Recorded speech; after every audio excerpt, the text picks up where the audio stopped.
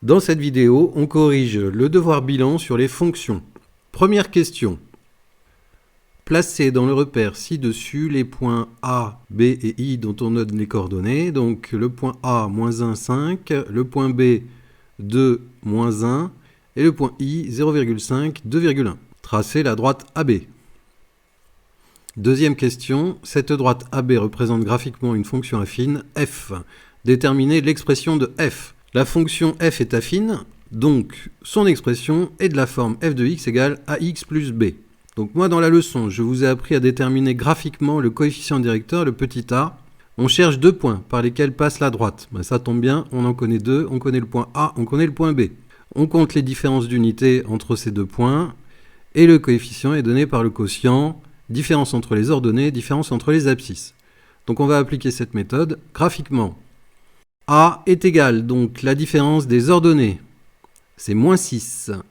Et la différence des abscisses, c'est 3. Donc on a un petit a qui vaut moins 6 sur 3, ce qui vaut moins 2.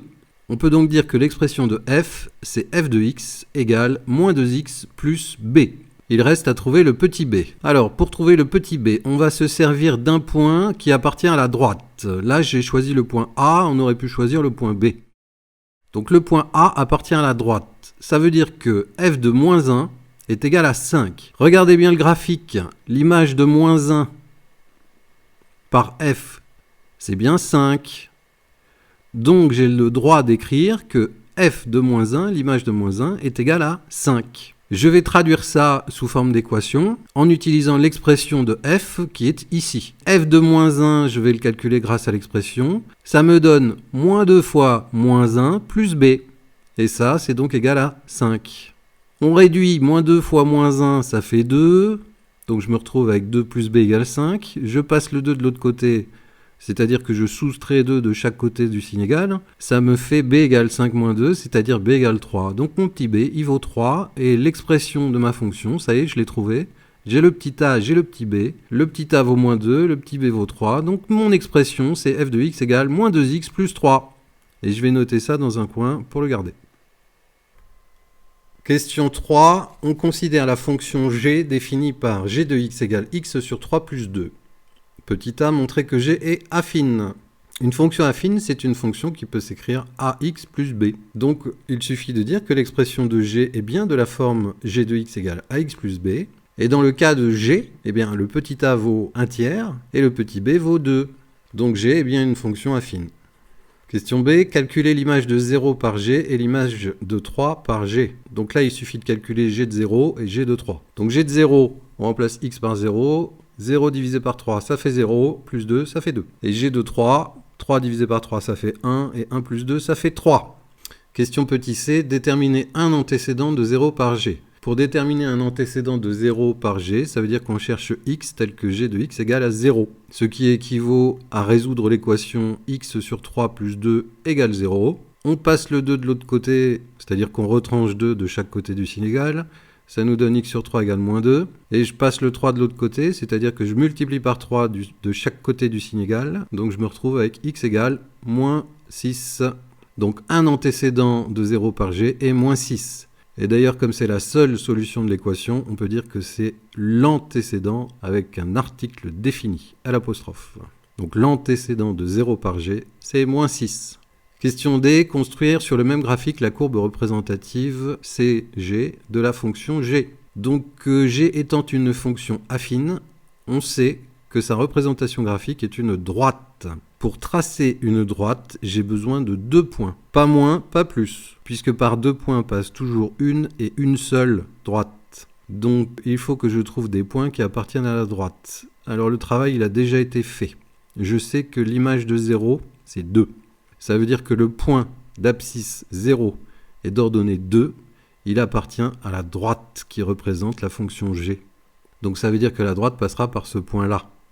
Et on a calculé aussi l'image de 3. g de 3 égale à 3. Ça veut dire que le point d'abscisse 3 est d'ordonnée 3. Appartient aussi à la droite représentative de la fonction g. Donc ma droite passera par ce point-ci. Voilà, j'ai 2 points, ça suffit, je prends ma règle et je trace le trait qui relie ces 2 points. Ça me donne la droite représentative de ma fonction g. Et je note l'expression de G dans un coin pour qu'on s'en souvienne. Question 4. Bouletos affirme que d'après son graphique, le point d'intersection des deux droites CF et CG est I. Qu'en pensez-vous? Donc le point I, je rappelle ses coordonnées, c'est 0,5 d'abscisse et 2,1 d'ordonnée. Calculons l'image de 0,5 par F. L'image de 0,5 par F, donc on fait moins 2 fois 0,5 plus 3, le résultat est 2. Donc l'image de 0,5 n'est pas égale à 2,1. Ça veut dire que le point I n'appartient pas à la droite représentative de la fonction f. Donc s'il n'appartient pas à la droite de la fonction f, il ne peut pas être l'intersection des deux droites. Donc l'affirmation de Bouletos est fausse. On peut aussi faire le raisonnement avec la fonction g. L'image de 0,5 par g, on remplace x par 0,5. Moi je mets tout au même dénominateur. Ça me donne le résultat, donc 13 sixièmes. Et 13 sixièmes, ça vaut 2,1, 6, 6, 6, 6, 6, 6, 6, 6, 6, 6, 6, etc., etc. Donc c'est différent de 2,1. Donc le point I n'appartient pas non plus à la droite représentative de G. Passons maintenant à l'exercice numéro 2. Alors, les activités humaines produisent du dioxyde de carbone, CO2, qui contribue au réchauffement climatique. Le graphique suivant représente l'évolution de la concentration atmosphérique moyenne en CO2, en parties par million, en fonction du temps en années. Première question. Déterminez graphiquement la concentration de CO2 en parties par million en 1995, puis en 2005. Donc en 1995, on lit 360. En 2005, on lit 380 ppm. Question numéro 2. Déterminer graphiquement à partir de quelle année la concentration de CO2 est supérieure à 370 parties par million. Alors 370 parties par million, ça correspond à ça. Donc on est en dessous pendant toute une période jusqu'à l'année 2002 environ, où là la courbe passe au-dessus des 370 ppm. Donc on met à partir de 2002 environ. Question numéro 3. On veut modéliser l'évolution de la concentration de CO2 en fonction du temps à l'aide d'une fonction G, où G de X est la concentration de CO2 en ppm en fonction de l'année X. Donc ma variable en entrée de la fonction, c'est l'année, et en sortie, l'image donc de l'année, ce sera la concentration de CO2 en ppm. Alors, question petit a, expliquez pourquoi une fonction affine semble appropriée pour modéliser la concentration en CO2 en fonction du temps entre 1995 et 2005. Alors on zoome un peu, entre 1995 et 2005, je vois que la courbe suit quasiment une ligne droite. Donc une ligne droite, ça correspond en mathématiques aux fonctions affines. Une fonction affine est toujours représentée par une droite. Donc c'est pas idiot de modéliser ça. C'est pas exact, c'est pas tout à fait exact. Mais on est proche, donc c'est pas idiot de modéliser ce qui se passe entre ces deux années-là par une droite, donc par une fonction affine.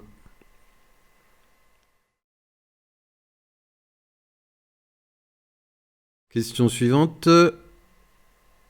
Arnold et Billy proposent chacun une expression pour la fonction G. Arnold propose l'expression gna et Billy propose l'expression truc. Quelle expression modélise le mieux l'évolution de la concentration de CO2 justifiée? La fonction G, c'est entre 1995 et 2005, on a dit. Donc pour l'année 1995, donc pour x égale 1995, si je prends l'expression d'Arnold, si je calcule l'image de 1995, ça me donne 360, qui est bien, puisque ça correspond à la valeur sur le graphique. Donc c'est conforme au graphique. Pour 2005, si je fais le même raisonnement, donc toujours avec l'expression d'Arnold, l'image de 2005, je la calcule, j'obtiens 380. Et c'est bien aussi, puisque ça correspond au graphique.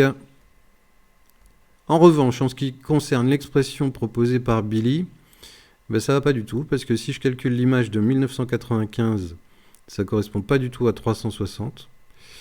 Et l'image de 2005 non plus. Je trouve une valeur qui n'a rien à voir avec ce que le graphique me propose. Donc c'est bien l'expression d'Arnold qu'on choisira pour modéliser l'évolution de la concentration de CO2 entre 1995 et 2005. En utilisant la fonction que vous avez choisie à la question précédente, donc celle d'Arnold, indiquez l'année pour laquelle la valeur de 450 ppm est atteinte. Alors, pour quelle année? L'année, dans la fonction, c'est le petit x, c'est la variable. Donc en fait, on cherche pour quel x, g de x est égal à 450. Ce qui équivaut à l'équation 2x moins 3630 égale 450. On ajoute 3630 de chaque côté du signe égal. Et on divise par 2 de chaque côté du signe égal. Et on obtient 2040. Donc ça veut dire que selon le modèle qu'on a choisi, c'est-à-dire une fonction affine, les 450 parties par million seront atteintes en 2040. Bien, passons à l'exercice numéro 3. Le calcul littéral, c'est ma passion, moi aussi. Youpi. On considère la fonction a définie par a de x égale 5x plus 3 au carré moins x plus 1 au carré. Calculer l'image de moins 1 par a, donc là on remplace x par moins 1. Blablabla, on trouve 4. Je te laisse vérifier tes calculs. Question 2, développer A. Alors, donc là, moi j'utilise les identitaires marquables. 5x plus 3, le tout au carré, c'est une identitaire marquable. Une identitaire marquable du type A plus B au carré. Donc ça fait A au carré plus 2AB plus B au carré. Voilà, je développe ça comme ça. Et la deuxième, c'est aussi une identitaire marquable. C'est la même, a plus b au carré, donc j'utilise encore la formule a au carré plus 2ab plus b au carré. Ensuite, on va réduire tout ça, donc 5x au carré, ça fait 25x carré. 2 fois 5x fois 3, ça fait 30x. 3 au carré, ça fait 9, etc., etc. Donc on réduit tout ça. Ensuite, j'enlève la parenthèse qui est à la fin, que je n'ai pas enlevée pour le moment, parce que je ne veux pas faire deux choses à la fois. Je développe d'abord le carré, et ensuite, j'enlève la parenthèse. Sinon, si je fais les deux en même temps, c'est sûr que je me trompe. Donc maintenant seulement, j'enlève la parenthèse. Et comme il y a un moins devant, eh bien, tous les signes qui sont à l'intérieur de la parenthèse vont changer. Et enfin, on réduit, et ça nous donne cette expression. Question 3, factoriser a de x. Alors, a de x, pour pouvoir factoriser ça, il faut remarquer. L'expression de a, c'est une différence de deux carrés.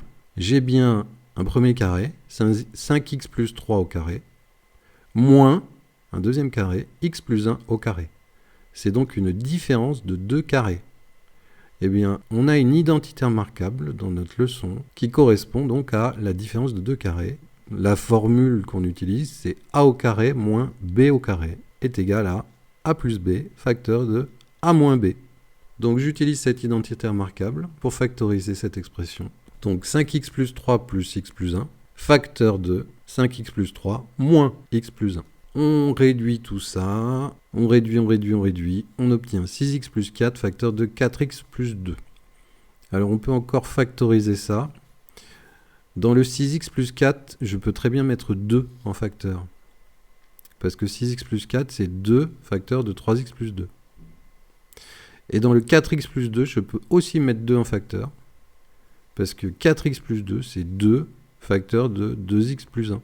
Si mes 2 fois 2, je les mets en début de ligne, ça me fait 4 facteur de 3x plus 2, facteur de 2x plus 1. Voilà l'expression factorisée de a de x que je garde dans un coin pour la question numéro 4. Résoudre l'équation 4 facteur de 2x plus 1, facteur de 3x plus 2 égale 0. Ça tombe bien, c'est exactement la même expression que celle de a. Alors on résout cette équation. Cette équation, déjà pour la résoudre, je vais diviser par 4 à gauche et à droite du signe égal. Donc en fait, je me retrouve avec une équation simplifiée qui est 2x plus 1 facteur de 3x plus 2 égale 0. Alors un produit est nul quand au moins un de ces facteurs est nul, c'est-à-dire que 3x plus 2 facteur de 2x plus 1 égale à 0, quand 3x plus 2 égale 0, ou 2x plus 1 égale 0. On résout chaque équation. Donc pour la première, on trouve x égale moins 2 tiers, et pour la deuxième, on trouve x égale moins 1 demi. Donc les solutions de l'équation sont moins 2 tiers et moins 1 demi. Et on nous demande d'en déduire les antécédents de 0 par a. Les antécédents de 0 par a, ça revient à résoudre l'équation a de x égale 0. Ce qu'on vient de faire à l'instant. Donc les antécédents de 0, on vient de les trouver. Ce sont moins 2 tiers et moins 1 demi.